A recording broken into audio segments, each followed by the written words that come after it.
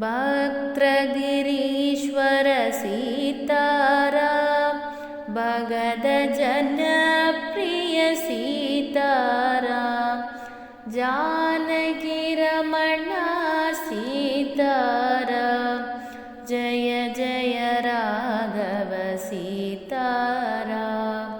सद्गुरुनाथ महाराज की जय।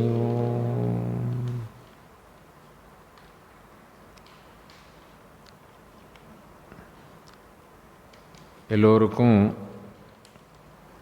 அன்புடன் கலந்த பணிவான வணக்கங்களை உரித்தாக்குகிறோம். கழிந்த நிகழ்வில் நாம் சீதாதேவி அசோகவனத்தில் சிறையிருந்த அந்த நிகழ்வினையும் சீதாதேவியினுடைய நிலையினையும்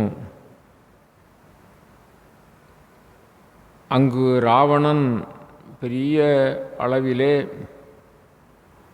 சீதாதேவியினுடைய மனத்தை கவர்ந்து விடலாம் அப்படி என்று சொல்லி வந்ததையும், தேவி துரும்பே என்று பேசி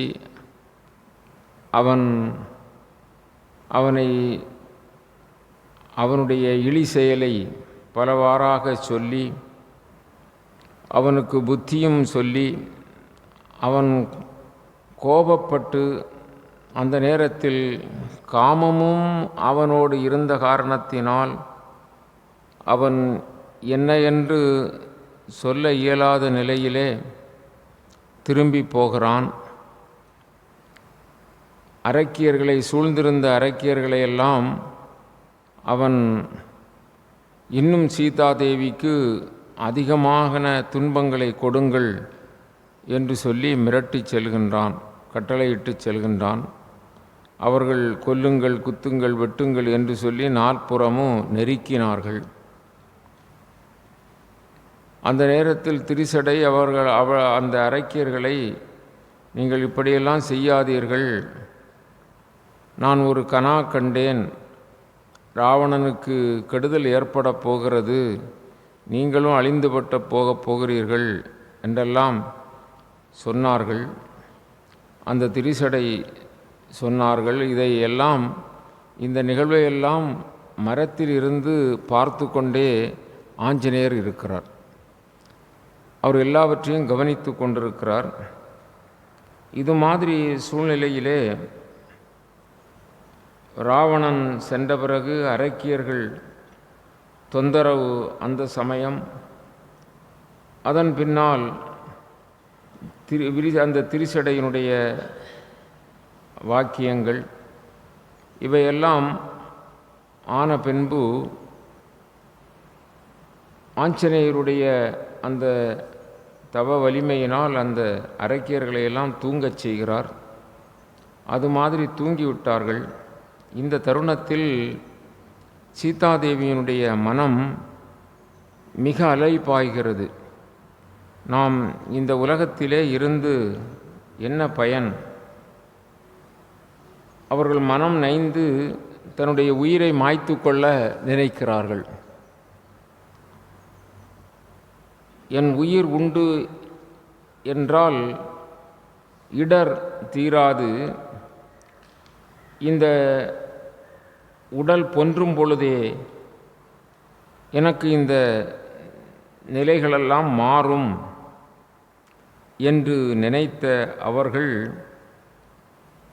நான் பொறையிருந்து ஆற்றி என் உயிரும் போற்றினேன், இவ்வளவு காலமும் இப்படி இங்கு சிறையிருந்து இந்த கொடியவனுடைய நகரத்திலே நான் இருந்து என் உயிரை போற்றி இருந்தேன், அரை கடல் காணும் ஆசையால் என் ராமபிரான் இவன் வருவார் என்றுள்ள சிந்தனையினால் இந்த நிருதர்கள், இந்த அரக்கர்கள் இருக்கக்கூடிய இந்த நீள் நகர் சிறை இருக்கக்கூடிய என்னை என் பிராணநாதன் மீட்டு சென்ற பொழுதும் அப்புனிதன் அரக்கர் நகரில் இருந்தால் ஆகவே இவளை தீண்டக்கூடாது என்று என்னை ஒதுக்குவாரோ, அப்படி என்று நினைத்து அவள் மிக வருந்துகின்றாள்.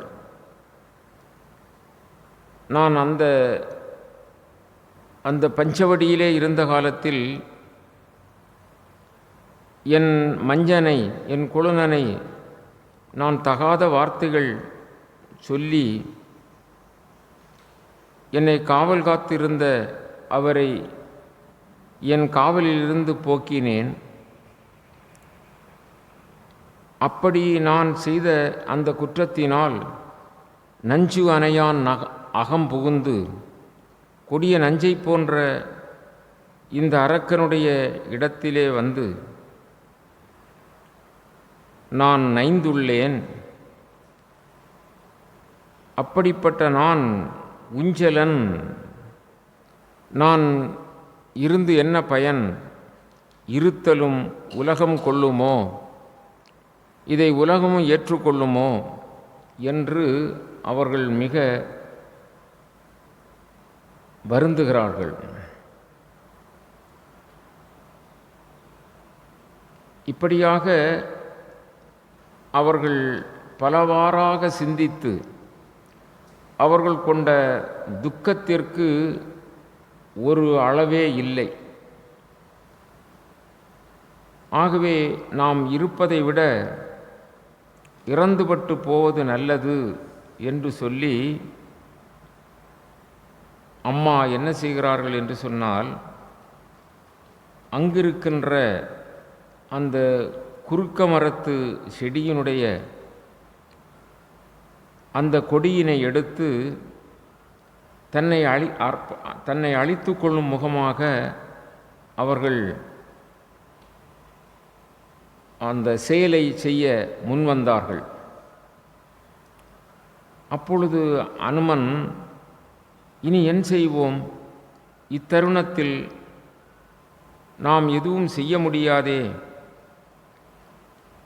என்று சொல்லி, இந்த தருணத்தை விட்டால் நாம் சீதா பிராட்டியாரை கண்டிருப்பினும் பயனில்லாமல் போய்விடும் என்று தாயை தொட்டு தீண்டி அந்த செயலிலிருந்து விடுபடுத்தவும் முடியாது. ஆகவே கீழே குதித்து ராம் ராம் ராம் ராம் ராம் என்று சொல்லி, ஸ்ரீராம் ஜெயராம் ஜெய ஜெய ராம், ஸ்ரீராம் ஜெயராம் ஜெய ஜெய ராம் என்று சொல்லி குதித்து தொழுது அப்படி தோன்றினார் ஆஞ்சநேயர். இதுவரை மரத்தில் இருந்தவர் இந்த சூழ்நிலையை பார்த்து கீழே குதித்து அவர் ராமநாமத்தை உச்சரித்து கொண்டே அவர் கீழே குதித்து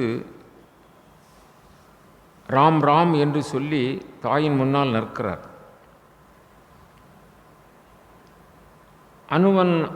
அனுமனுக்கு அண்டர்நாயகன் அருள் தூதன்,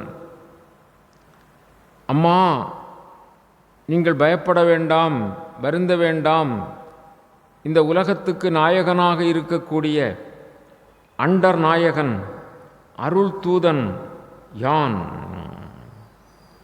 அப்படி என்று சொல்லி ஒரு மயிலினை ஒத்த அந்த சிறந்த தொண்டை வாய் திறந்தால் சீதாதேவியினுடைய அந்த குரல் அப்படி இருக்கும். அப்படி இனிமையான குரலை உடைய சீதாதேவியின் முன்பு அந்த ராமதூதனாகிய ஆஞ்சநேயர் தொழுது தோன்றினார்.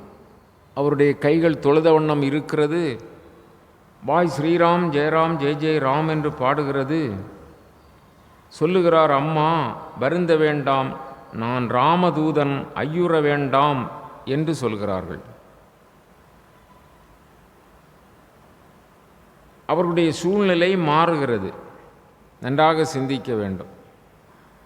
அவர்கள் நாம் இருந்து என்ன பயன்? இந்த கொடியவனுடைய ராவணனுடைய இந்த சிறையில் இருந்து என்னை மீட்டாலும் நான் என்னை தகாதவள் என்று ஒதுக்கினால் என் செய்வேன்? மற்றபடியும் இந்த உலகமும் மற்றுள்ளோரும் இகழும்படியான நிலையிலே நாம் வாழ்ந்து என்ன, நாம் இறந்தால்தான் இந்த புன்பழி தீரும் என்று சொல்லுகின்ற விதத்தில் நமக்கு அந்த இளைய பெருமாளை நான் ஏசி பேசியதால் எனக்கு இந்த தீவினை ஏற்பட்டது, நாம் இறந்துவிடுவோம் என்று சொல்லி அந்த கொடிகளை எடுத்து மாட்டிக்கொண்டு, அதாவது தன் உடலை மாய்த்து விடலாம் என்று அந்த சிந்தனை இருந்த அந்த பொழுதிலே ஆஞ்சநேயர் இப்படி கீழே குதித்து ஸ்ரீராம் ஜெயராம் ஜெய ஜெயராம் என்று சொல்லி தொழுத வண்ணம் நின்று, அம்மா நான் ராமதூதன், வருந்த வேண்டாம், ஐயுற வேண்டாம். ஏனென்றால் அவர்களுக்கு ஐயம் வருவதற்கு வாய்ப்பு இருக்கிறது.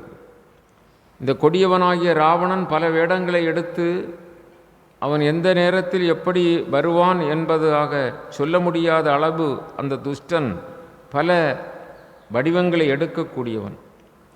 ஆகவே அம்மாவிடம் ஆஞ்சநேயர் சொல்லுகிறார், ஐயுற வேண்டாம், நான் ராமதூதன் என்கிறார். உடனே தாயானவள் தன் நிலையிலிருந்து கொஞ்சம் மாறி அனுமனை கண்டு யாவன் என வினவுகிறார்கள். என்று அவன் இறைஞ்ச நோக்கி இரக்கமும் முனிவும் எய்தி, ஒரு பக்கம் இரக்கம் இருக்கிறது, இன்னொரு பக்கம் கோபம் வருகிறது. இவன் யாவன் என்று தெரிந்து கொள்ள வேண்டுமல்லவா? ஆகவே இரக்கமும் முனிவும் எய்தி நின்றவன் நிருதன் அல்லன். நிருதன் என்றால் நின்றவன் நிருதன், நிருதன் என்று சொன்னால் அரக்கன். அப்படி இங்கே வந்து நிற்பவன் நிருதன் அல்லன். நெறி நின்று பொறிகள் ஐந்தும் வென்றவன்.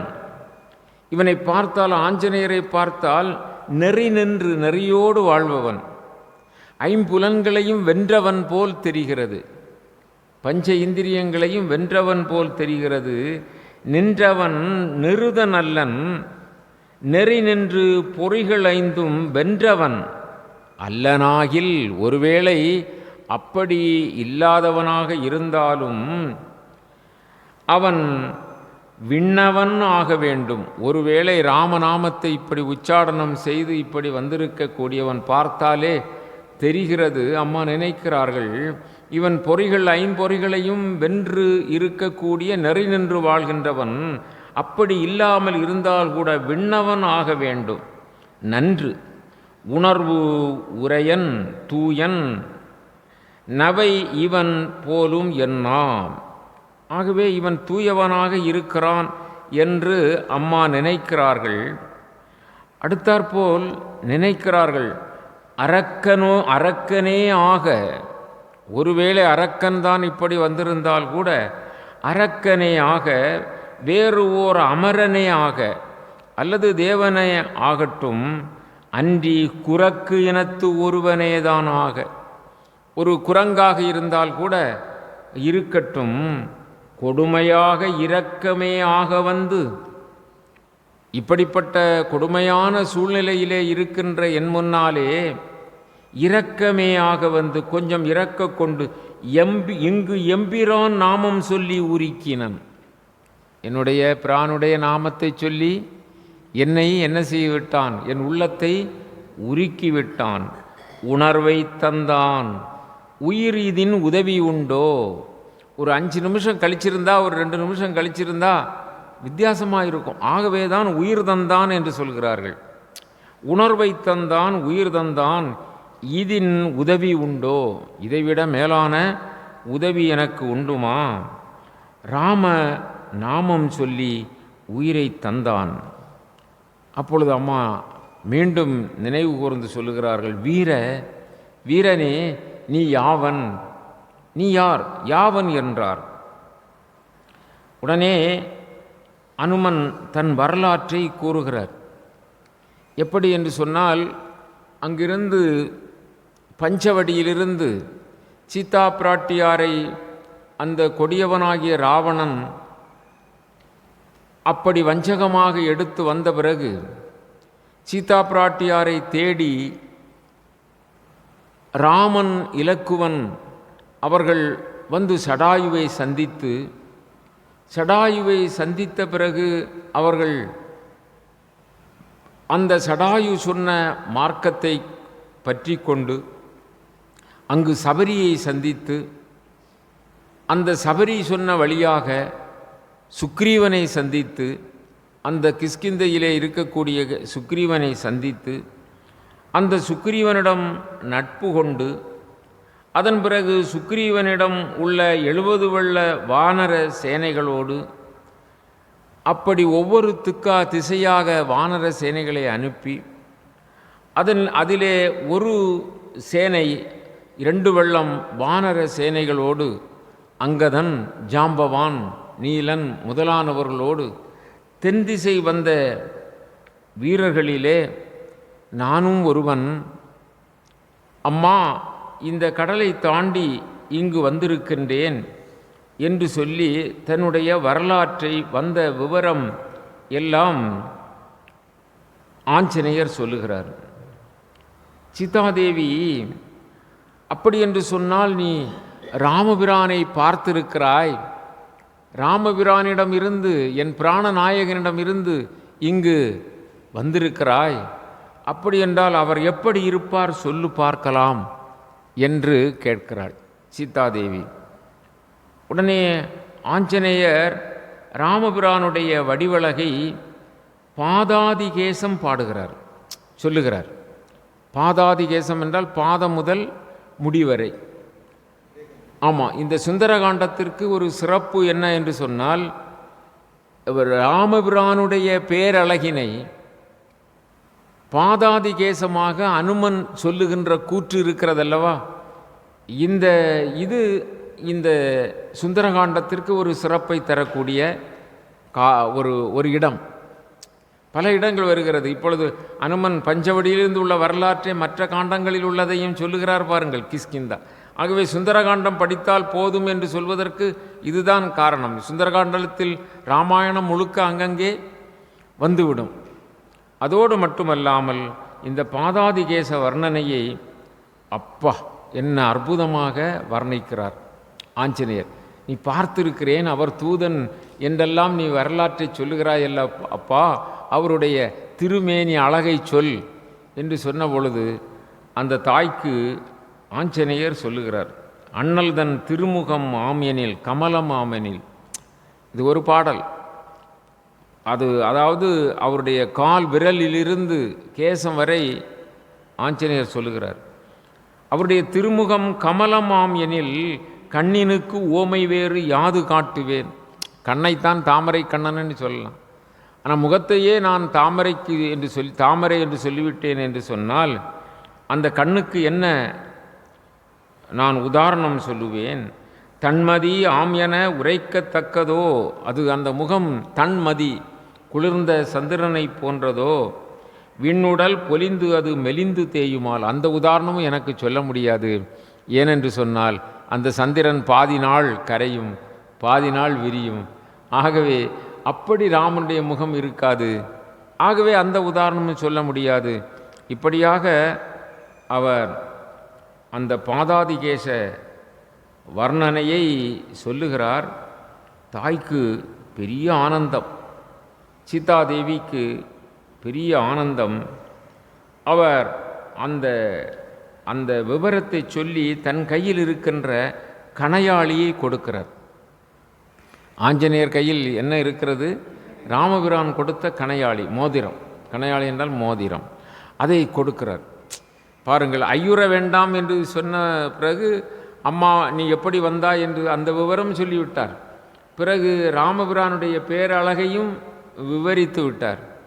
இப்பொழுது அது மட்டுமல்லாமல் அவர் கொடுத்திருந்த அந்த கணையாளியை அப்படி அம்மாவிடம் அப்படி கண்களில் ஒற்றி கொடுக்கிறார். அம்மா அதை சிறப்பாக, அம்மாவுக்குத்தான் தெரியும் ராமருடைய அந்த கையில் அணிந்திருந்த கணையாளி. அதை பார்த்த உடனே அவருக்கு இழந்த மணி புற்று அரவு எதிர்ந்தது என, ஒரு பாம்பு தன்னுடைய முத்தினை இழந்து திரும்ப அதற்கு கிடைத்து விட்டால் அது எப்படி மகிழ்ச்சி அடையுமோ, பழந்தனம் இழந்து படைத்தவரை ஒத்தாள். பலந்தனான ஏராளமான பொருள், அதை இழந்துவிட்டு திரும்ப அது கிடைத்ததென்றால் எப்படி மகிழ்ச்சி அடைவார்களோ அது மாதிரி குழந்தையை உயிர்த்த மலடிக்கு ஓமை கொண்டாள். ரொம்ப காலம் கடந்து பெற்ற குழந்தை இறந்து போய் அது திரும்ப உயிர் பெற்று விட்டது என்றால் அந்த தாய்க்கு எப்படி இருக்கும்? அது மாதிரி உழந்து விழிபெற்றது ஓர் உயிர் பொறையும் ஒத்தாள். என்ன, உடல்ல உயிர் வந்தது போல தாய் சந்தோஷப்பட்டார்கள். இறந்தவர் பிறந்த பயன் எய்தினர்கொல் என்கோ. இறந்தவர் பிறந்துட்டா அந்த பயன் எய்தினர். மறந்தவர் அறிந்து உணர்வு வந்தனர்கொல் என்கோ. மறந்தவர்கள் அதை பிறகு அறிந்து உணர்வு வந்தால் எப்படி இருக்குமோ அந்த துறந்த உயிர் வந்து இடை தொடர்ந்தது கொல் என்கோ. இப்படியெல்லாம் அம்மா இது மாதிரி ரொம்ப மகிழ்ச்சி அடைகிறார்கள். இந்த ராமதூதன் ஆஞ்சநேயர் அந்த மோதிரத்தை கொடுத்தவுடனே அப்படி இந்த நிலையிலே ஆஞ்சநேயர் அம்மாவினுடைய அந்த உயிர் கொடுத்து அம்மாவுக்கு ராமபிரானுடைய செய்தியையும் சொல்லி இந்த ஒரு நல்ல நிலையிலே சிந்தனையிலே இருக்கின்ற அந்த சூழலில் அம்மாவுக்கு மகிழ்ச்சி தாங்காமல் நன்றி தெரிவிக்கிறார்கள். ஆஞ்சநேயருக்கு நன்றி தெரிவிக்கிறார்கள். அதாவது இந்த இப்படிப்பட்ட ஒரு நிலையிலே ஆஞ்சநேயருடைய அதனால்தான் இந்த ஆஞ்சநேயருடைய மகத்துவம், அதுபோல அன்னையினுடைய அந்த அந்த அகத்தினுடைய தூய்மை, இவையெல்லாம் இங்கு வருகிறது பாருங்கள். அம்மா சொல்லுகிறார்கள், ஆஞ்சநேயா மும்மையாம் உலகம் தந்த முதல்வர்க்கும் முதல்வன் தூதாய். மும்மையாம் உலகு, இந்த 3 உலகம் என்கிறோம் அல்லவா, விண்ணுலகம், நிலவுலகம், பாதாள உலகம், இப்படிப்பட்ட மும்மையாம் உலகு எல்லாம் ஈன்ற முதல்வன் தன் முதல்வன், முதல்வர்க்கும் முதல்வன், அந்த மூலப்பொருளாக இருக்கக்கூடிய அந்த அந்த ஸ்ரீராமபிரானுக்கு அவருக்கு தூதுவனாய் வந்து நீ என்ன செய்தாய்? செம்மையால் உயிர் தந்தாய்க்கும் செயல் என்றும் என்னால் எளியது உண்டோ? அதாவது எனக்கு நீ உயிரை கொடுத்தாய், அப்படி என்று சொன்னால் நீ எனக்கு அம்மையும் நீதான் அப்பனும் நீதான். உயிர் கொடுத்திருக்கிறார் அல்லவா, அம்மையாய் அப்பனாய் அத்தனே அருளின் வாழ்வே. என்ன, இறைவனை பற்றி அம்மையே என்று சொன்னார். காரைக்கால் அம்மையாரை பார்த்து சிவபெருமான் என்ன சொன்னார்? அம்மையே என்றார் இல்லையா? அம்மையே வரும் இவள் நம்மை பேணும் அம்மைகான் என்றார். நம்மை பேணும் அம்மை என்றார்.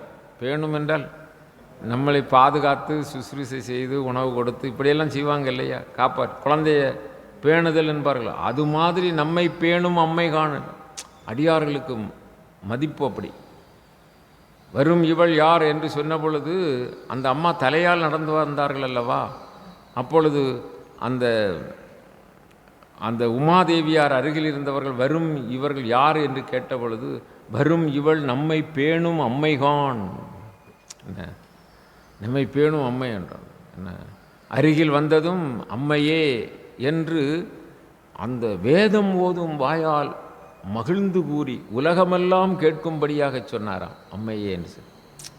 அது மாதிரி கண்ணப்ப நாயனார் வரலாற்றிலே அப்பனே கண்ணப்பா நில்லப்பா நீ என்ன அப்பன் அல்லவா என்றார்.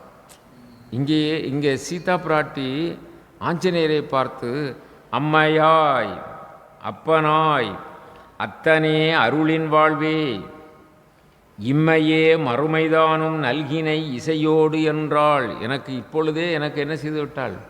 உயிர் தந்து விட்டாய். ஆகவே நீ சிரஞ்சீவியாக வாழ்வாய் என்றாள். இது சுந்தரகாண்டத்தினுடைய மகத்துவம். சீதாதேவி ஆஞ்சநேயருக்கு சிரஞ்சீவியாக வாழ்கின்ற வரத்தை கொடுத்தார்கள். பாழிய பனைத்தோள் வீர துணையிலேன் பரிவு தீர்த்த. எனக்கு எந்த துணையும் கிடையாது இந்த அசோகவனத்தில், இல்லையா? துணையிலேன் பரிவு தீர்த்த, என்னுடைய கவலைகளை தீர்த்த வாழிய வள்ளலே. வள்ளலே யாரை பார்த்து சொல்கிறார்கள்? ஆஞ்சநேயரை பார்த்து சொல்கிறார். யான் மறுயிலா மனத்தேன் என்னின். இங்கு தான் அது முக்கியம். நான் மறுயிலா மனத்தேன் என்னின். ஒரு குற்றம், ஒரு ஒரு ஒரு ஒரு அணுவளவு கூட குற்றமில்லாத மனம் உடையவள் என்றால், தூய கற்பு நெறி உடையவள் என்றால் அதுதான் அர்த்தம். என்ன? பாழிய பனைத்தோள் வீர துணையிலன் பரிவு தீர்த்த வாழிய வள்ளலே யான் மறுயிலா மனத்தேன் என்னின் ஊழிவோர் பகலாய் ஓதும் ஆண்டு எலாம் உலகம் ஏழும். ஊழி, ஒரு ஊழிக்காலம் என்றால் சதுர் யுகம் கழிந்து மீண்டும் தர்மயுகம் வருவது ஒரு ஊழிக்காலம். அப்போ அது ஒரு பகல் என்று வைத்துக் கொள்ளலாம். அப்படி ஊழிக்காலம் ஒரு பகல் ஒரு இரவு என்று சொல்லி போய்கொண்டே இருக்கும் அல்லவா? அப்படி ஊழிவோர் பகலாய் ஓதும் ஆண்டு எல்லாம். அப்படி என்றால் இந்த உலகம் உள்ளளவும், என்ன உலகம் உள்ளளவும், உலகம் ஏழும் வீயுற்ற ஞான்றும். உலகம் உள்ளளவு மட்டுமல்ல, அது அழிஞ்சு திரும்ப திரும்ப ஊழிக்காலம் திரும்ப வரும் அல்லவா? அந்த சதுர்யுகம் வந்து கொண்டே இருக்கும் அல்லவா?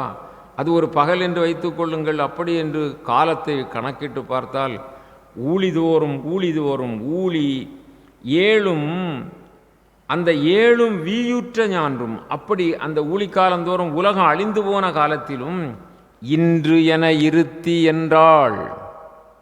இன்றைக்கு போல நீ சிரஞ்சீவியாக இருப்பாயாக என்று அம்மா அந்த ஆஞ்சநேயருக்கு அரும்பெரும் அந்த ஆசீர்வாதத்தை கொடுத்து அருளினார்கள். அதன் பிறகு சீதா பிராட்டியார் ராமலக்குவர்களை பற்றி அம்மா வினாவுகிறார்கள். அவர்கள் இப்பொழுது எங்கே இருக்கிறார்கள் அப்படி என்று கேட்கிறார்கள். ஆஞ்சநேயா, உன்னை அவர்கள் எங்கே சந்தித்தார்கள்? இதையெல்லாம் கேட்டபொழுது மீண்டும் அவர் சொல்லுகிறார், அங்கே சுக்ரீவன், என்னுடைய ராஜா சுக்ரீவன் இருக்கின்ற மலை அடிவாரத்திற்கு வந்தார்கள். சுக்ரீவன் ஏதோ வாலியினுடைய ஆட்கள் என்று பயந்து ஓடினார். அப்பொழுது நான் அவர்களை யார் என்று தெரிந்து கொள்வதற்காக அந்த மலையிலிருந்து இறங்கி அவர்களை சென்று அடைந்தேன். அதிலிருந்து முழுமையாக அப்படி அந்த விவரமாக சொன்னார். எல்லா விவரங்களையும் சொன்னார். அப்பொழுது இருந்து நான் கூடவே இருக்கின்றேன் என்று சொல்லி அந்த விவரமெல்லாம் சொல்லுகின்றார். அதன் பிறகு அந்த அம்மா கேட்கிறார்கள், ஆஞ்சநேயா, நீ எப்படி இந்த கடலை கடந்து வந்தாய்? அப்படி கேட்கிறார்கள். எப்படி கடலை கடந்து வந்தாய்? இந்த கடலை கடந்தது எப்படி? உடனே ஆஞ்சநேயர் சொல்லுகிறார், இது முக்கியமான ஒரு இடம், ராமநாமத்தினுடைய மகிமையை சொல்லக்கூடிய இடம், அதோடு இறை பக்தியை சொல்லக்கூடிய இடம். எப்படி கடலை கடந்து வந்தாய் என்று கேட்டவுடனே, சுருங்கு இடை உன் ஒரு துணைவன் தூய தாள். அம்மாவுக்கு இடை எப்படி? சுருங்கு இடை, ஒடுக்கு இடை ஒன்று, சுருங்கு இடை. உன் ஒரு துணைவன் ராமபிரான் தூய தாள், அவருடைய திருவடிகளை ஒருங்கு உடை உணர்வினோர் ஓய்வு இல் மாயையின். அந்த சுருங்கு இடையை உடைய தூயவளாகிய அம்மா உங்களுடைய அந்த துணைவராகிய ராமபிரானுடைய தூய திருவடிகளை ஒருங்குடை உணர்வினால், ஏகாக்கிர சிந்தனையினால், ஒரே மனத்தினால் யார் ஒருவர் பற்றி கொள்கிறார்களோ, ஒருங்குடை உணர்வினோர் ஓய்வு இல் மாயையின். மாயை எப்படிப்பட்டது? ஓய்வு இல் மாயை. ஓய்வு இல் மாயை ரொம்ப விளக்கம் வேணும். ஓய்வு இல் மாயை, ஓய்வு இல் மாயை, ஓய்வு இல் மாயை. ஓய்வு இல் மாயை என்றால் அந்த மாயைக்கு ஓய்வே கிடையாது. ஒரு கணம் அப்படி கண் மூடிட்டோன்னு எங்க போச்சு, எல்லாம் போச்சு. ரொம்ப விழிப்பாக இருக்கணும், ரொம்ப ஜாக்கிரதையாக இருக்கணும். இந்த வார்த்தைகளுக்கு அவ்வளோ விளக்கங்கள், அவ்வளவு சிந்திக்க வேண்டியது இருக்குது. ஓய்வு மாயை.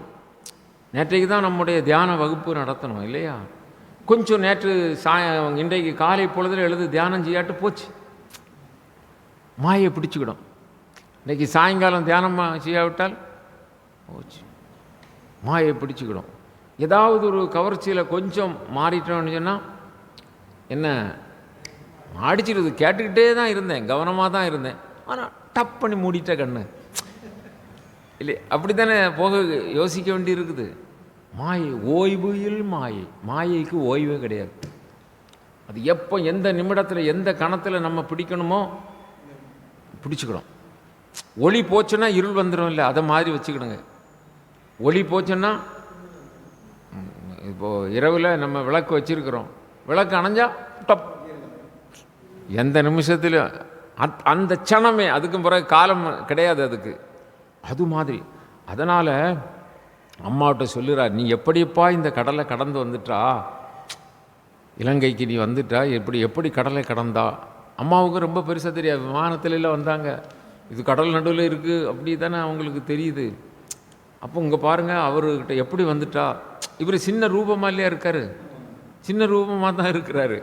அதனால தான் அந்த எல்லா வித கேள்விகளையும் அம்மா திரும்ப திரும்ப கேட்குறாங்க. எங்கே இருந்து வந்தாங்க, அவங்களுடைய அழகை சொல்லு, அதுக்கும் பிறகு கனையாளி கொடுத்தாச்சு, அதுக்கும் பிறகு ஒன்று எங்கே சந்திச்சாங்க, இப்படியெல்லாம் நீ எப்படி, அப்போ பிறகு நீ எப்படி இந்த கடலை கடந்துட்டா, நீ தனியாக வந்திருக்கிறிய, எப்படி இந்த கடலை கடந்து விட்ட. அப்போ தான் அந்த ஆஞ்சநேயர் சொல்கிறார், இது வந்து ரொம்ப முக்கியமான வேத வாக்கு மாதிரி நம்ம ஒவ்வொருவருக்கும். அதாவது அம்மா அந்த உங்களுடைய பிராணநாதனாக இருக்கக்கூடிய ராமபிரானை அந்த ஏகாக்கிர சிந்தனையோடு ஒரு மனத்தோடு அந்த உணர்கின்றவர்கள் அந்த ஓய்வு இல்லாமல் செயல்பட்டு கொண்டிருக்கின்ற மாயை பிடித்து செயல்படுகின்றவர்கள், மாயையினுடைய மயக்கத்தினால் செயல்படுகின்றவர்கள் எத்தனை பிறவி, கோடிக்கணக்கான பிறவி. கடல் மண்ணை எண்ணினாலும் நம்முடைய பிறவியை எண்ண முடியாது. அது மாதிரி. அதனால்தான் பிறவி பெருங்கடல் சொன்னாங்க.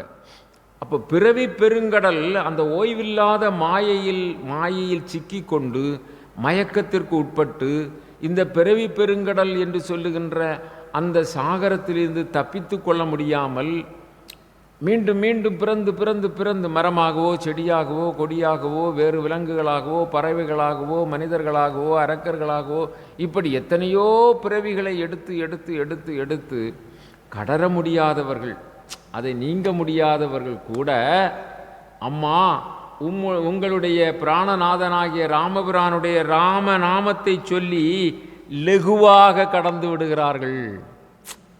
என்ன ரொம்ப லகுவாக, அது எப்படி, இது மாதிரி சின்ன கடல் இல்லை, அது பிறவி கடலை கடப்பது அப்போ அரிதிலும் அரிது. அப்படி கடந்து விடுகிறார்கள். ஒருங்குடை உணர்வினோர் ஓய்வில் மாயையின் பெருங்கடல் கடந்தனர் பெயரும் பெற்றி போல். அந்த பிறவி பெருங்கடலை ராமபிரானுடைய ராமநாமத்தை சொல்லி கடந்து போவதைப் போல கருங்கடல் கடந்தனன் காலினால் என்றான். இந்த கருங்கடலாகிய இந்த சின்ன கடலை அந்த பெரிய பெருங்கடலையே அவர்கள் கடந்து விடுகிறார்கள். ஓய்வில்லாத மாயையில் சிக்கி கூட இருந்தாலும் கடந்து விடுகிறார்கள். எனக்கென்ன, ராமதூதனாகிய நான் ராமனை அதுக்கு பொருளை தானே, ராமனை நினைந்திருக்கிற அந்த ராமநாமத்தினால் கருங்கடல் கடந்தனன் காலினால் என்றான். அப்படி சொன்ன உடனே அம்மாவுக்கு இன்னும் என்ன பாருங்க, ஆஞ்சநேயா இவ்வளவு சிறிய உருவத்தில் நீ எப்படி கடந்து விட்டாய்? இவ்வளவு சிறிய உருவத்தில், சிறிய உருவம் என்று சொன்னால் இந்த சின்ன உருவத்தோடு நீ எப்படி கடந்து விட்டாய்? உடனே அந்த ஆஞ்சநேயர் இப்பொழுது என்ன செய்கிறார், அம்மா என் உருவம் இந்த சிறிய உருவம் அல்ல, என்னுடைய உருவம் பேருருவம், அப்படி என்று சொல்லி விஸ்வரூபத்தை எடுக்கிறார். பாருங்க, முன்பு ஒரு நேரத்தில் விஸ்வரூபத்தை காட்டினார். யாருக்கு காட்டினார்? ராமபிரானுக்கும் இளைய பெருமாளுக்கும் காட்டினார். உன்னுடைய உரு இது அல்லப்பா, நீ ஒரு அந்தண சிறுவன் போல நிற்கிறாய், உன்னை காட்டுன்னு சொன்ன பொழுது அங்கு காட்டினார். என்ன, இந்த கிஷ்கிந்தா காண்டத்திலே காட்டினார். இப்பொழுது சுந்தர காண்டத்திலே சீதாதேவிக்கு நீ இந்த சின்ன உருவத்தில் எப்படி வந்து விட்டா அப்படி என்று சொன்ன உடனே அவர் தன்னுடைய விஸ்வரூபத்தை காட்டுகிறார். அது எப்படி என்று சொன்னால், வஞ்சு அம்மருங்குல் அம்மருயில் கற்பினாள், கொஞ்சம் கூட மறு இல்லாத கற்பினை உடைய அந்த சீதா பிராட்டி, அவள் நிலமகள் அல்லவா, பூமாதேவி அல்லவா. அந்த தாய் கஞ்சமும் புரைவன களலும் கண்டிலாள். அந்த களல் இருக்கு இல்லையா, வீர களல். ஆஞ்சநேயர் என்ன போட்டிருக்கார்? களல் போட்டிருப்பார். களல்னா என்னது? சிலம்பா, தண்டை. தண்டை. அந்த கஞ்சமும் புரைவன களலும் கண்டிலாள் துஞ்சினர் அரக்கர் என்னும் உவக்கும் சூழ்ச்சியாள் அஞ்சினன் இவ்வுரு அடங்குவாய் என்றாள். அம்மா அங்கே ஸ்ரீராமனுக்கும் இளைய பெருமாளுக்கும் காட்டிய பொழுது அந்த உலகத்தையே மூன்றடியால் அளந்த மாமாயன் ஆஞ்சநேயருடைய ஒளி பொருந்திய காதுகளில் கிடந்த குண்டலமும் அந்த பக்கமும் மட்டும்தான் தெரிஞ்சுதான், அதுக்கு மேலே தெரியல. யாருக்கு? திருமாலுக்கு. திருமாலின் அவதாரமாக வந்திருக்கிற ராமபிரானுக்கு அந்த குண்டலம், அந்த ஆஞ்சநேயர் அணிந்திருக்கின்ற ஒளிமிகு குண்டலமும் அந்த பகுதியும் அந்த அந்த முகவாய்க்கட்டை அந்த அளவுக்கு தான் தெரிந்ததான், அதுக்கு மேலே தெரியலையாம் ராமபிரானுக்கு. இப்போ அம்மாவுக்கு சீதா பிராட்டிக்கு ஆஞ்சநேயர் காட்டிய அந்த பேருருவம் காலில் தண்டை அணியக்கூடிய இடம் வரை தான் தெரியுதான். பாருங்க, தண்டை கிடக்கு மட்டும்தான் தெரியும், அதுக்கு மேலே தெரியல. அவ்வளவு பேருருவம், அவ்வளோ பெரிய தண்டை இல்லை, பேருருவம். அதற்கு மேல் முழங்கால் தெரியலை, கணுக்கால் தெரியலை, இடுப்பு தெரியலை, தலை தெரியலை, அப்படி அந்த பாதம் வரை தான் தெரியுது. புரியுது இல்லையா? அப்போ பாருங்க, கஞ்சமும் புரைவன களலும் கண்டிலாள் துஞ்சினர் அரக்கர் என்று உவக்கும் சூழ்ச்சியால். இவ்வளவு பேருருவம். அப்போ அரக்கர்களெல்லாம் மாண்டு போனார்கள். இன்றே என்ன செய்தார்கள்? மாண்டு போனார்கள். அஞ்சினன் இவ்வுரு அடக்குவாய் என்றாள். ஆஞ்சநேயா, எனக்கே பயமாக இருக்கதப்பா, நீ உன் உருவை அடக்கிவிடு அப்படி என்று சொல்லி அம்மா வேண்டினார்கள். அதோடு ஆஞ்சநேயர் தன் உருவை அடக்கி கொண்டார். சீதாதேவிக்கு மிக்க மகிழ்ச்சி. அப்பொழுது ஆஞ்சநேயர் சொல்வார், அம்மா நான் ஒருத்தன் இல்லை, என்ன போல லட்சக்கணக்கான வீரர்கள் வானரர்கள் இருக்கிறார்கள். அம்மா சொல்கிறாங்க. இவர் சொல்கிறார் ஆஞ்சநேயர், என்னை விட வீரமுடைய வானர வீரர்கள் எண்ணில்லாதவர்கள் இருக்கிறார்கள். அவர்கள் விரும்பும் போது அரக்கர்களெல்லாம் காற்றில் பட்ட, அவர்கள் வந்தாங்கன்னா காற்றில் பட்ட பூளை எம்பாங்க, பஞ்சு போல எல்லாம் மாய்ந்து போவார்கள். வருந்த வேணும். சீதாதேவியின் மகிழ்ச்சி. மாண்டேன் எனினும் பழுது அன்றே, நான் இறந்து போயிருந்தாலும் ஒரு கெடுதல் தான். என்ன, இன்றே மாய்ச்சிறை நின்றும் மீண்டேன், இப்பொழுதே நான் சிறையிலிருந்து மீண்டு விட்டேன். என்னை ஒருத்தாரை குலங்களோடும் வேறறப்பூண்டேன். எனக்கு துன்பம் தந்தவர்களெல்லாம் வேறும் வேரடி மண்ணும் இல்லாமல் அழிந்து போவதை இப்பொழுதே பார்க்கின்றேன். ஆகவே எம்கோன் பூங்கழலும் புகழும் அன்றி, என் ராமபிரானுடைய அந்த பெரும் புகழும் சிறப்பும் அல்லாமல் புன்பழியும் தீண்டேன், இனி எனக்கு பழி கிடையாது என்று மனம் மகிழ்ந்தாள். திருவின் முகத்து திரு அன்னாள். அவளே திருமகள் தானே, அந்த திருவாகிய அவள். என்ன அந்த உடனே அனுமன் கேட்குறார். அவர் அனுமன் ஆஞ்சநேயர் சொல்லுவார், இந்த குரங்கனத்தவர்கள் 70 வெள்ளம், அந்த 70 வெள்ளம் வானர் சேனைகளும் இங்கே வந்தால் இந்த இலங்கையே கொள்ளாது. அது மாதிரி 70 வெள்ளம் வானர சேனை இருக்கிறது. அவர்களெல்லாம் பெரிய பெரிய வீரர்கள். அப்போ எல்லாம் சொன்னி அம்மாவிட்ட சொல்லுறாரு, அம்மா நான் உங்களை பார்த்தாகிவிட்டது, இந்த அரக்கியர்கள் மத்தியிலே நீங்கள் கஷ்டப்பட்டு கொண்டிருக்கிறீர்கள். மேலும் இந்த ராவணன் கொடியவன் என்ன செய்வான் என்று தெரியாது. அப்படி இருக்கின்ற நிலையிலே நான் உங்களை இங்கே தனியாக விட்டு செல்வது நல்லது அல்ல. நான் உங்களை எடுத்து செல்கின்றேன். நீங்கள் என் தோள் மீது இருந்து கொள்ளுங்கள். நான் ஒரு கணப்பொழுதிலே அங்கு கொண்டு சேர்த்து விடுவேன். ஒருவேளை நான் உங்களை பார்த்து சென்ற பிறகு இந்த அரக்கியர்கள் என்ன செய்வார்கள் என்று சொல்ல முடியாது. ஆகவே நான் அப்படி இவர்கள் இன்னும் இடையூறாக இருந்தார்கள் என்று சொன்னால் இந்த இலங்கையோடு எடுத்து செல்ல வேண்டும் என்றாலும் போகிறேன்.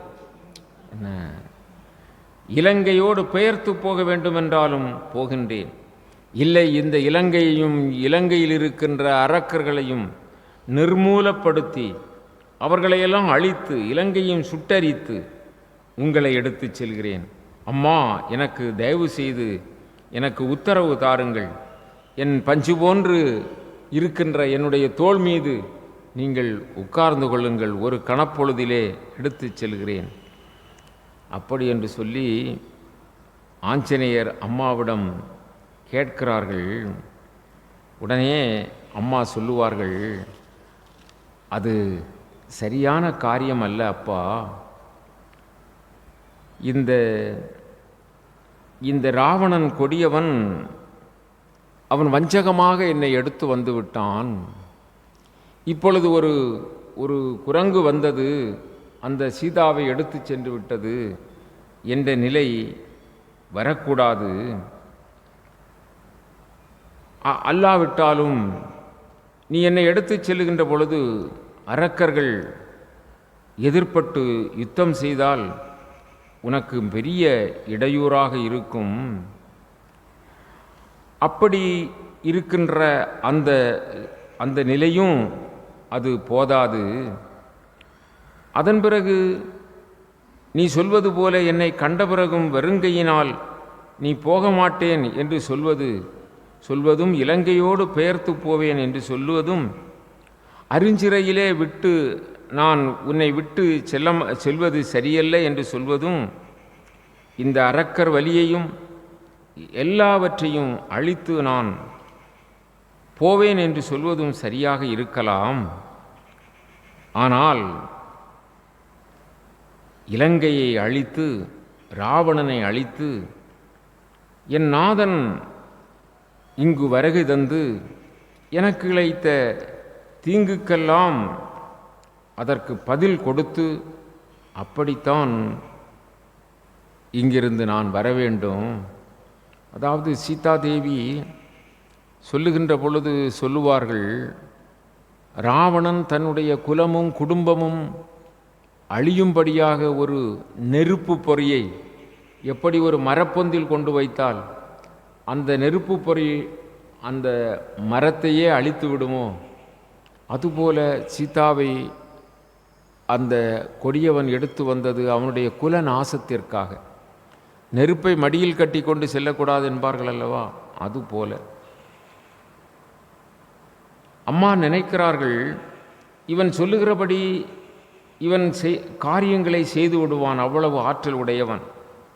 ஆனால் அறியாமையோடு கூடிய சிற்றறிவு பெற்ற என் பெண் தன்மையால் அது ஏற்கத்தகாதது என்று அன்னை சொல்லுகிறார்கள். என்னை எடுத்துச் செல்லும்போது கடலின் நடு இடத்தில் அரக்கர் வந்து எதிர்த்தால் என் செய்வது? ராமன் வில்லுக்கு பழி உண்டாகும். பிறர் அறியாமல் வஞ்சனையால் ராவணன் போல் என்னை எடுத்துச் செல்வது நல்ல செயல் அல்ல. ராவணன் வஞ்சகமாக எடுத்து வந்தான், யாரும் காணாத நிலையிலே. அது மாதிரி எடுத்துச் செல்வது நல்ல செயல் என்பார்களோ? என் தலைவன் வில் வலிமையை தேவர்கள் பார்க்கட்டும். காம இச்சையோடு பார்த்த ராவணனின் கண்களை காக்கைகள் கொத்தி தின்னட்டும்.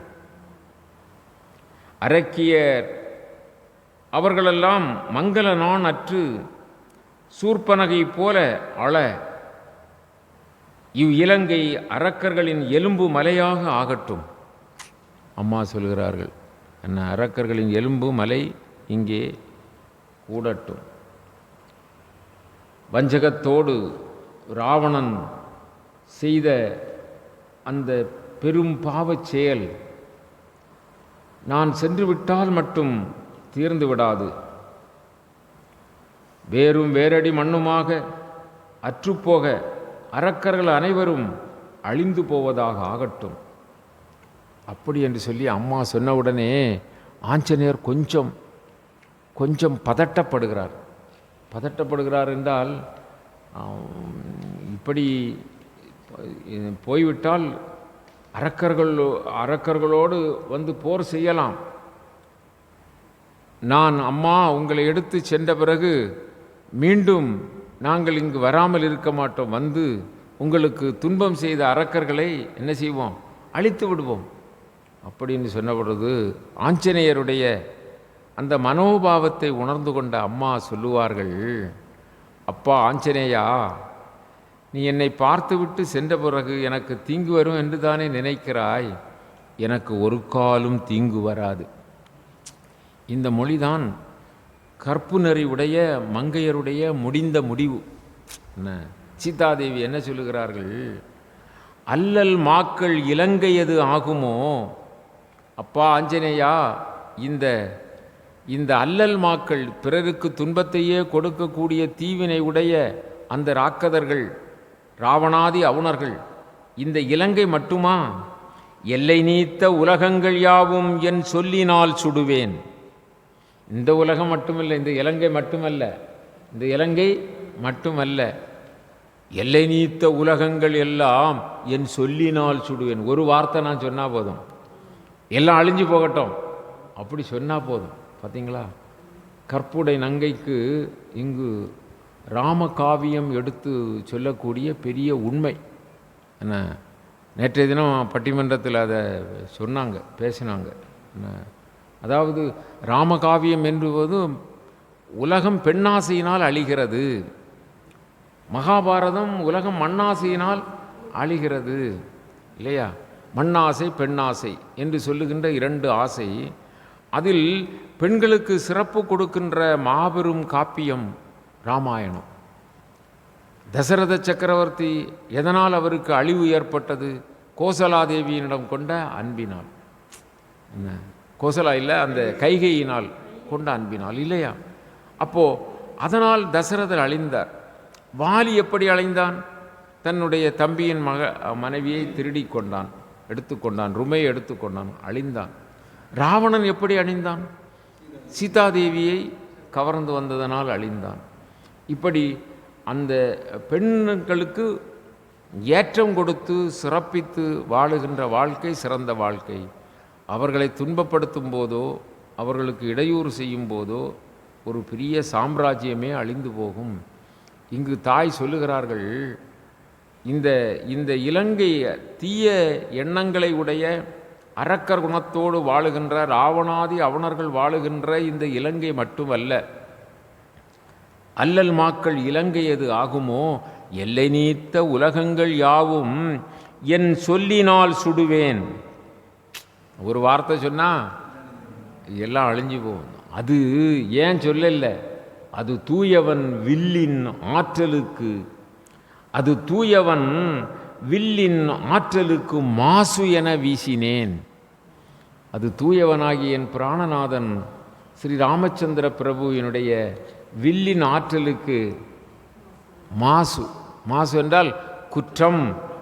நானே இதை உலகத்தை அழிச்சிட்டோன்னா அவங்களுடைய வில்லின் ஆற்றலுக்கு மாசு என்று வீசினேன்.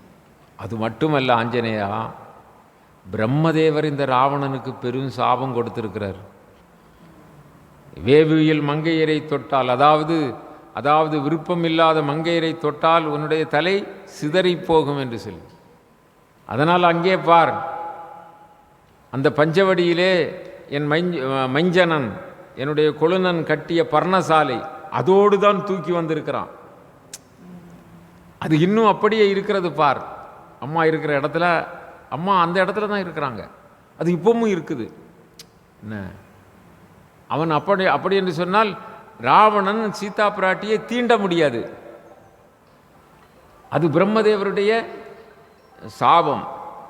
மேவு சிந்தையில் மாதரை மெய்த்தொடின் தேவுதன் தலை சிந்துக நீயன, உருடைய தலை அழிந்து போகட்டும் என்று சொல்லி அவர் யார் கொடுத்திருக்கிறார்? அந்த பிரம்மதேவன் ஒரு ஒரு அந்த சாபம் கொடுத்திருக்கிறார். நீ என பூவில் வந்த புராதனே புகழ், பூவில் வந்த புராதனன் அந்த பிரம்மா அந்த சாபத்தை கொடுத்திருக்கிறார். எனது ஆர் உயிர் தந்த அனுமனே பார், அங்கே பார், என்னுடைய கொழுநன் கட்டி வைத்து அந்த பஞ்சவடியிலே கட்டி வைத்திருந்த பர்ணசாலையிலே நான் இப்பொழுதும் இருந்து கொண்டிருக்கின்ற அந்த நிலையை பார். ஆண்டு இன்றும் அரக்கன் அகழ்ந்து கொண்டு ஈண்டு வைத்தது, அங்கிருந்து அகழ்ந்து கொண்டு தான் அதை இதை விமானத்தில் வச்சு எடுத்துகிட்டு வந்திருக்கிறோம் சீதாவை. இங்கே வால்மீகி ராமாயணத்திற்கும் இங்கேயும் கொஞ்சம் வித்தியாசம் வரும். என்ன இது இந்த பண்பாட்டை ஒட்டி கவி சக்கரவர்த்தி, ஆமாம், தூய கற்புடை நங்கையை யாரும் தீண்ட முடியாது அப்படிங்கிறது. என்ன ஆண்டு நின்றும் அரக்கன் அகழ்ந்து கொண்டு ஈண்டு வைத்தது இளவல் இயற்றிய நீண்ட சாலையோடு நிலை நின்றது. இளவலாகிய இலக்குவன் இயற்றிய நீண்ட சாலை அந்த பர்ணசாலையோடு நிலை நின்றது காண்டி. இங்கே அது இருக்கிறத பார். அதனால் ஐய நின் மெய் உணர் கண்களால் இதை காண். அதனால் உனக்கு என்ன வேண்டாம்? சங்கை வேண்டாம். ராவணால் தீங்கு வருமோ அரைக்கியர்களால் தீங்கு வருமோ என நினைக்காண்டாம். ஏதேனும் இக்கட்டு என்றால் என்னுடைய ஒரு வார்த்தையே போதும். ஆனால் தூயவன் வில்லின் ஆற்றலுக்கு மாசு என்று நான் அதை செய்யாது இருக்கிறேன். உடனே ஆஞ்சநேயர் இதை கேட்ட உடனே அந்த பர்ணசாலையும் பார்த்த உடனே அவருக்கு இப்பொழுது அந்த துக்கம் துயரம் நீங்கியது. நன்று நன்று நன்று நன்று உலகுடை நாயகன் தன் துணை பெருந்தேவி தவத்தொழில். இந்த உலகுடை நாயகனாகிய ஸ்ரீராமபிரானுடைய அந்த துணை தேவியானவள் செய்திருக்கின்ற அந்த பெருந்தேவி தன் துணைக்கு தேடி இருக்கின்ற இந்த காரியம் தவத்தொழில் நன்று நன்று என்று சிந்தை கழித்து உவந்து ஏத்தினான். நின்ற சங்கை இடரொடு நீங்கினான். அவருக்கு இருந்த சந்தேகம், சங்கை, அதாவது அந்த ஒரு பயம், அம்மாவை நம்ம விட்டு செல்கிறோமே இனி என்ன ஆகுமோங்கிற அந்த சங்கை இடரோடு நீங்கினான். அந்த துன்பமெல்லாம் யாருக்கு நீங்கி போய்விட்டது? ஆஞ்சநேயருக்கு நீங்கி போய்விட்டது. அதன் பிறகு அம்மா சொல்கிறாங்க, நீ போகலாங்கிறதுக்கு விடை கொடுக்கும்போது சொல்கிறாங்க, அம்மா அந்த இப்போ சொல்லுவது கொஞ்சம் மனம் வருத்தத்தோடு சொல்கிறார்கள், மனம் கசந்து சொல்கிறார்கள். என்ன, இன்னும் ஈண்டு ஒரு திங்கள் இருப்பேன். ஆஞ்சநேயா இங்கே என்ன எவ்வளோ, ஒரு திங்கள்னா ஒரு மாதம், ஒரு மாதம்தான் இருப்பேன். இன்னும் ஈண்டு ஒரு திங்கள் இருப்பல் யான் நின்னை நோக்கி பகர்ந்தது நீதியோய்.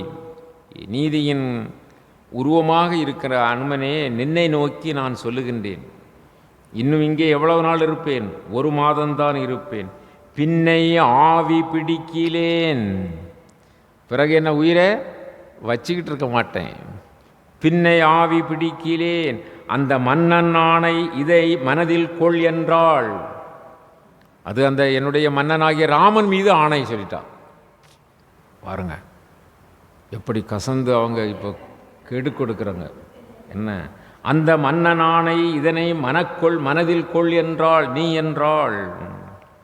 ஆரந்தாள் திருமார்பர்க்கு, அடுத்தால் சொல்கிறாள், அந்த ஆரந்தாள் திருமார்புக்கு நல்ல மலர் மாலை அணிந்திருக்கின்ற அந்த திருமார்பை உடைய அந்த ராமனுக்கு அமைந்தது ஓர் தாரம்தான். நான் தான் அவருக்கு மனைவி. இன்னொரு பெண் வாய்க்க முடியாது. அப்படி அந்த நினைவு கூட இல்லாமல் அவர் ஈரம்தான் அகத்து இல்லை, என்னை மனைவி என்று நினைக்கக்கூடிய ஈரம்தான் மனத்து இல்லை என்று சொன்னாலும் அவருடைய வீரம் காத்தலை நினைத்து சொல் என்றார். அவர் சீதாதேவி மீது அன்பு இல்லை என்று சொன்னால் கூட உங்களுடைய வீரத்தை நீங்கள் காத்து கொள்ள வேண்டும். அதாவது ஒரு அந்த நெருப்பை வளர்த்து அக்னி சாட்சியாக்கி தாரை வார்த்து கொடுத்த பெண்ணை தன் உடலில் ஒரு துளி இரத்தம் இருக்கிறவரை காப்பாற்ற வேண்டும் என்பது சாத்திரம், நியதி. ஒருவேளை நான் தான் ஒரே மனைவி, என் மீது உள்ள அன்பு கூட இல்லை என்று சொன்னால் கூட அவருடைய வீரத்தை காத்து கொள்ள வேண்டும், அப்படி என்று சொல்லி அங்கே சொல்வாயாக, இன்னும் 1 மாத காலம்தான் நான் உயிர் பிடித்து இருப்பேன், அதற்குள் என்னை மீட்டு கொண்டு போக வேண்டும். என்னை காத்திருந்த இளவல் உண்டல்லவா பஞ்சவடியிலே, என்னை காத்திருந்தாரல்லவா. நான் ஒருவேளை பேசியிருந்தாலும் அவர் போயிருந்தாலும் என்னை பஞ்சவடியில் காத்த அந்த இளவலுக்கு என்னை மீட்டு கொண்டு போகிற, சிறை மீட்டு கொண்டு போகிற அந்த கடமையும் உண்டு என்று சொல். பாருங்க என்ன, அவருக்கும் அந்த கடமை உண்டு. 1 மாதத்தில் மீட்காவிடில் கங்கையில் அங்கேயே இறுதிச் சடங்கு செய்து விடுங்கள். நான் இருக்க மாட்டேன்ல, எனக்கு இறுதிச் சடங்கை அங்கேயே செய்து விடுங்கள். என்னுடைய மாமியார்களை வணங்கியதாக சொல்.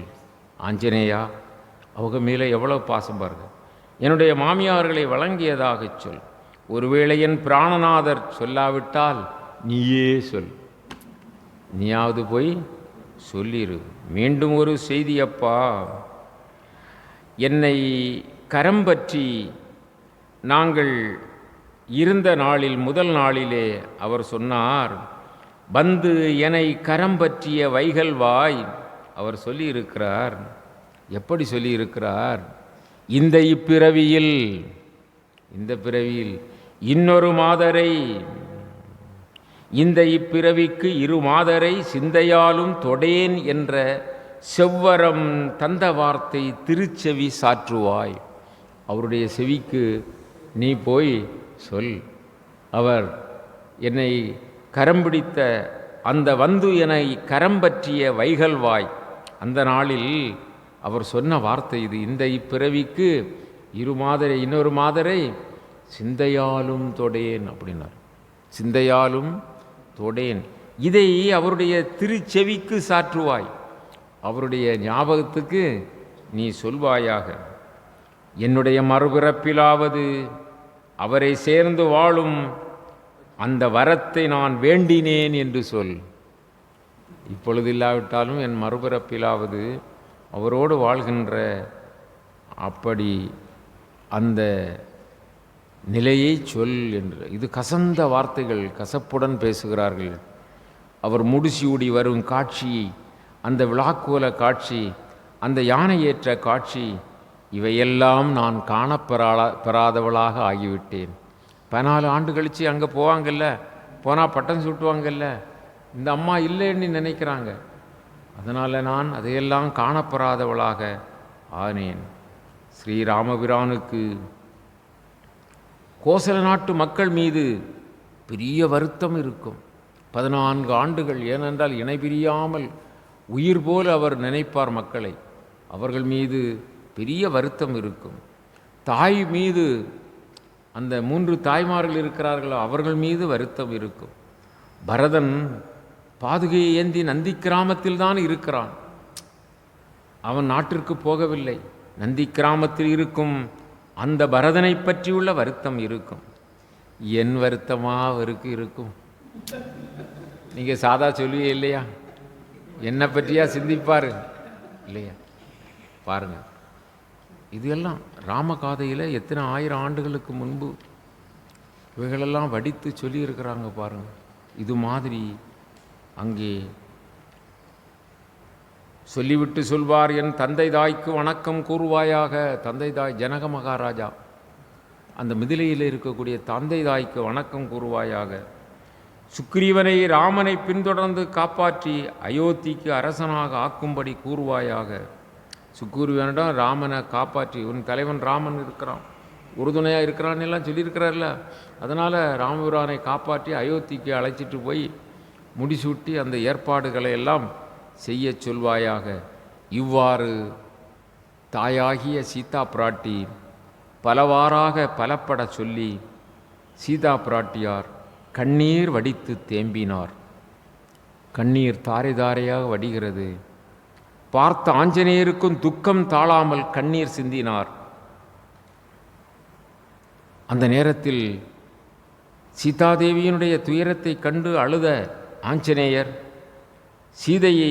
சீதாதேவியை தேற்றுகிறார். சொல்லின் செல்வன் இவர், சொல்லின் செல்வர் சிறப்புக்குரிய நுண்ணறிவுடையல்ல.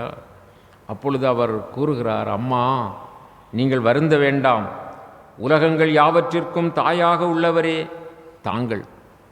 இத்தகைய மொழிகளை கூறலாமா? தங்கள் பிரிவால் ராகவர், அந்த ராமபிரான் எத்தகைய துன்பம் அடைகிறார், எத்திரம் கொண்டு நான் இயம்போது நீங்கள் இப்படி வருத்தப்படுறீங்க, அவர் எவ்வளவு வருத்தப்படுகிறார், அதை நான் எத்திரத்தில் உங்களிடம் சொல்லுவது? தங்களை இங்கிருந்து மீட்காமல் அயோத்தி சென்று அவர் முடிபுனைவாரா? அப்படி நினைக்கிறீர்களா? அடியேனும் சுக்ரீவ மன்னனும் வானர சேனையுடன் வந்து அரக்கர்களை கொன்று ஒழிக்காமல் விட்டு விடுவோமா? நான் சென்று எம்பெருமானிடம் சொல்வதுதான் தாமதம். உடனடியாக நாங்கள் வானர சேனைகளோடு இங்கு வருவோம். வினையுடை அரக்கராம் இருந்தை வெந்தூக, பெரிய கொடுந்தொழிலை செய்து 14 லோகங்களும் நடுங்கும்படியாக 1008 அண்டங்களையும் 108 யுகமாக அவன் ஆட்சி செய்கின்ற அந்த ராவணனுடைய அரக்கர் சேனைகளும் இந்த இலங்கை மாநகரமும் நிர்மூலமாகும்படி வினையுடைய அரக்கராம் இருந்தை, அதாவது அரக்கர்கள் இருக்கக்கூடிய அதை இருந்தை என்று சொன்னால் கரி, வெந்து உல, அதெல்லாம் அந்த கரியெல்லாம் அந்த ஊது உலையில் வச்சு அதை நெருப்பை மூட்டும் போது அதெல்லாம் வெந்து பொடியாக சாம்பலாக போகுமில்ல, அது மாதிரி இருந்தை வெந்தூக சனகி என்று ஒரு தளல் நடுவன் தங்களால். அதுக்கு ஜானகிங்கிற ஒரு அம்மா இங்கே இருக்கிறதுனால அந்த ராமன் கை அம்பு எனும் அளவு இலை ஊதையால், ராமபிரானுடைய அந்த வில்லிலிருந்து விடுபடுகின்ற அந்த அம்பினால் இவைகளெல்லாம் எரிந்து சாம்பலாகி கனகம் நீடு இலங்கை நின்று உருகக் காண்டியால், இந்த நெருப்பில் பட்ட மெழுகு போல இந்த இலங்கையே நின்று உருகுவதை நீங்கள் பாருங்கள். இன்னும் 1 மாதம் வரை தாங்கள் இங்கு இருக்க வேண்டியது இல்லை. அந்த ஆஞ்சநேயருடைய உறுதி, அம்மா நீங்கள் வருத்தப்பட வேண்டாம், உடனடியாக தங்களை காப்பாற்றுவதற்காக இங்கு வருவோம், உடனடியாக நாங்கள் இங்கு வருவோம், நாங்கள் இங்கே வந்து விடுவோம், நீங்கள் வருந்த வேண்டாம் அப்படி என்று சொல்லி அந்த ஆஞ்சநேயர் அம்மாவுக்கு என்ன செய்தார்? ஒரு ஆறுதல் கூறினார். அதன் பிறகு அங்கிருந்து அவர் புறப்பட்டு செல்வதையும் அம்மா அதாவது அம்மா அவர் கணையாளி கொடுத்தது போல அம்மாவும் என்ன கொடுக்கிறார்கள்? தலையிலே சூடுகின்ற சூடாமணியை கொடுக்கிறார்கள். விடைபெற்று கொண்ட ஆஞ்சநேயர், நாம் வந்தது தெரியாமல் போகலாமா இந்த அரக்கர்களுக்கு என்று அந்த சோலைவனத்தை, அசோகவனத்தை அழிக்கிறார். யாரெல்லாம் இறந்தார்கள், பிறகு என்ன நடந்தது என்பதையெல்லாம் அடுத்த நிகழ்விலே பார்க்கலாம்.